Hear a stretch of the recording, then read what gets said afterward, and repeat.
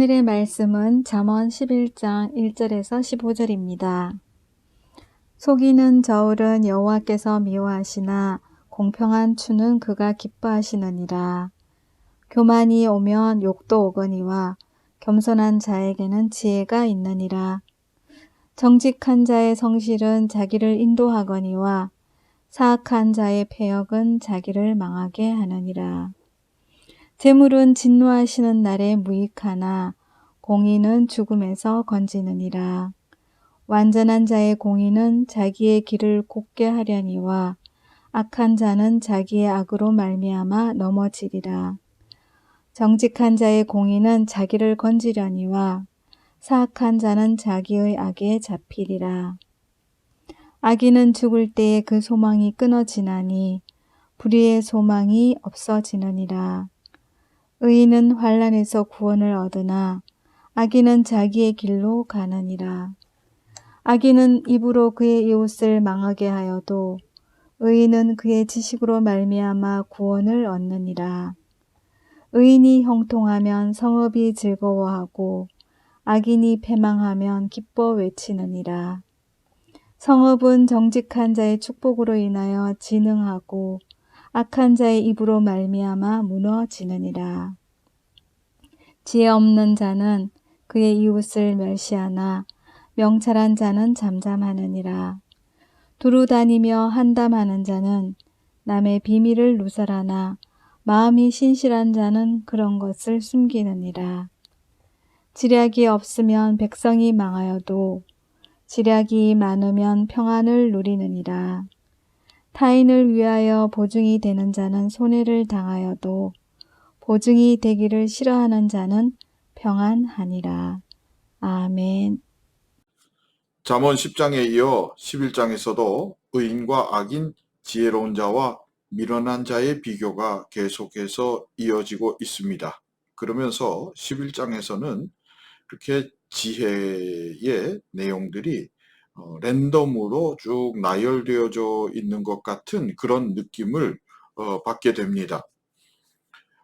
먼저 그 가운데서도 이렇게 지혜로운 자와 미련한 자의 비교를 통해서 지혜가 얼마나 귀하고 소중한 것인지를 알려줌과 동시에 이 지혜가 이론적이고 관념적인 것이 아니라 구체적이고 실체적인 것이라 하는 것도 함께 말씀하시면서 이 지혜가 우리 생활 속에서 실제로 적용되어지고 작동되어야 한다는 점도 부각하고 있습니다. 이러한 관점에서 보면 랜덤으로 이렇게 쭉 나열되어진 것과 같은 이 11장의 이 부분도 그 주제를 가지고 또 어떤 그 필요에 의해 연결되어지는 것들이 있음을 발견하게 됩니다. 먼저 1절을 보면 속이는 저울과 공평한 추가 먼저 대비되어면서 말씀하십니다. 이것을 보고 정직하라 이렇게 쉽고 빠르게 정리할 수도 있겠지만 속이는 저울과 공평한 추라고 하는 굉장히 구체적인 어떠한 사물과 그런 행위를 통해서 좀 더 구체적인 것들을 이해하고 우리 삶 속에 어떤 적용이 있어야 하는지를 먼저 알게 하십니다. 여러분, 저울과 추는 무게를 다는 도구입니다. 얼마 전에 우리나라 수산시장에서 화로 생선을 이렇게 재어다가 이렇게 사고 나면 회로 떠주는 그러한 곳이 적발이 된 적이 있습니다. 저울을 속였습니다. 무게를 속였던 것이죠. 생선에게 물을 잔뜩 이렇게 먹이고 그 물과 함께 같이 이렇게 무게를 재면서 생선 원래 무게보다 물 무게까지 더한 그렇게 중량을 가지고 이렇게 지불하게끔 했다는 것입니다. 속은 사람들의 그 반응들이요, 이런 표현이 있더라고요. 기분 참 더럽다. 짜증나고 약 오른다는 것입니다. 그래서 정직이 필요하다 할 수 있는데요. 그렇죠. 단순히 정직이라고 말하면 굉장히 추상적이 되어버립니다. 그런데 저울과 추, 이것으로 생각을 하면 여러분, 이 저울과 추, 무게는 사회적 합의에 의해서 도출되어진 하나의 기준점입니다.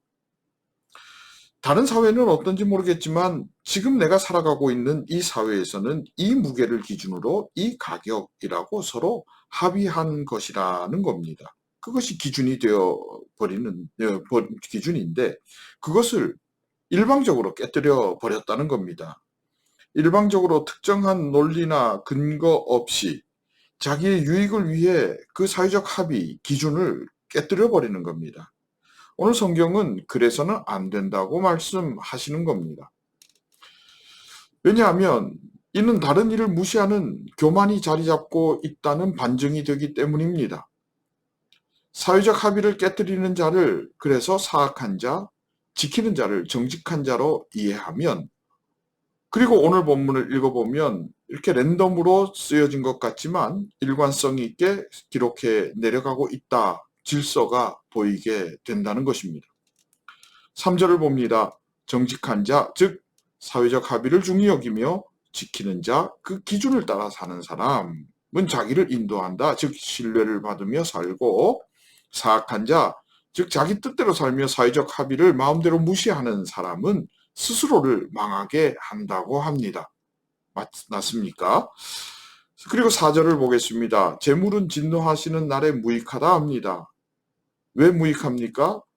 사회적 합의를 깨어서 그것을 통해서 돈을 이렇게 벌었기 때문입니다.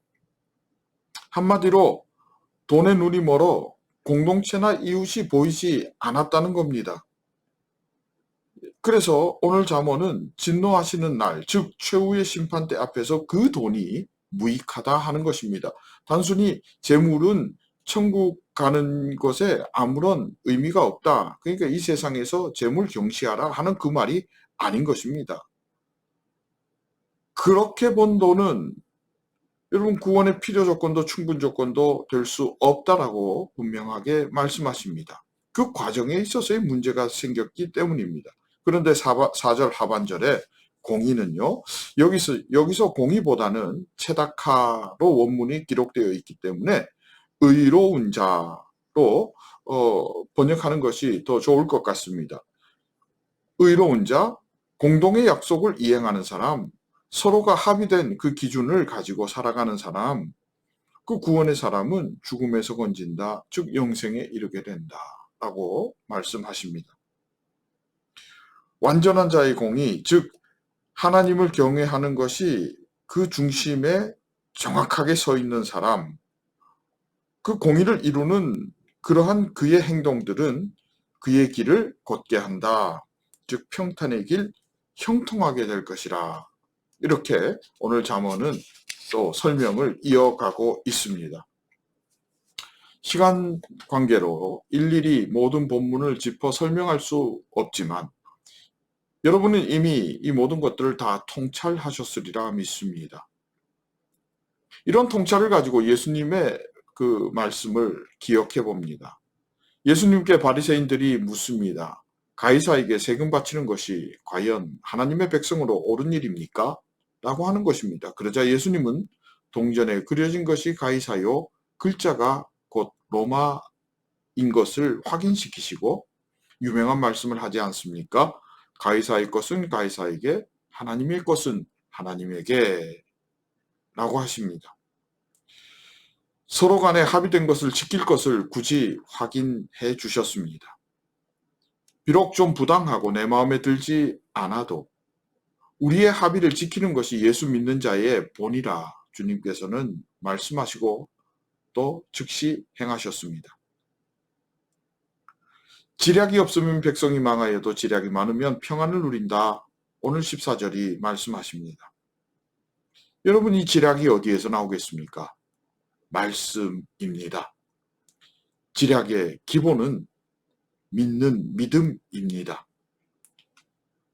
믿음으로 하늘의 지혜로 그 기준을 삼아서 함께 살아가는 그 사회적 합의를 지키고 또 새롭게 도출해 낼 때에 많은 사람을 살리게 됨을 성경은 말씀하고 있습니다. 여러분, 내 안에 주님이 주인 되게 하십시오. 그러면서 세상의 합의도 존중하며 그리스도인으로 세상 안에서 많은 사람들에게 평안을 전할 수 있는 그러한 하나님의 사람 될 수 있기를 바랍니다. 그때의 세상 안에서 그리스도인들이 존중받으며 드디어 복음을 증거하게 될 것입니다. 그래서 많은 사람들이 구원의 길을 가게 될 것입니다. 우리는 믿음으로 사는 사람이요, 하늘의 지혜로 살기에 함께 살아가는 법을 제시해 줄 수 있는 유일한 사람들입니다. 믿음으로 승리하는 성빈의 권속 될 수 있기를 진심으로 소망하며 축복합니다. 함께 기도하겠습니다. 하나님 감사합니다. 복된 자로 정직한 자로 지략의 사람으로 우리 가정에서, 교회에서, 그리고 생업터에서 평안을 전하고 함께 누리기를 원합니다. 성령님 은혜 부어 주옵소서, 인도하여 주옵소서.